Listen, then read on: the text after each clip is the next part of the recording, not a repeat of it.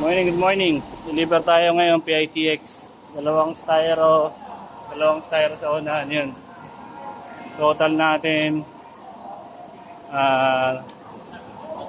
200 kilos. 20 boxes ng puset sasakay sa bus papuntang probinsya. Sa mga gustong mag-order o naghahanap ng consistent na supplies, message nyo lang kami. Sa mga gusto mag-start ng business ng calamares, number 1, mahalaga yung supplier. Kailangan consistent para direct yung benta nyo. Message nyo lang kami. Follow nyo lang kami. Everyday nagpo-post kami.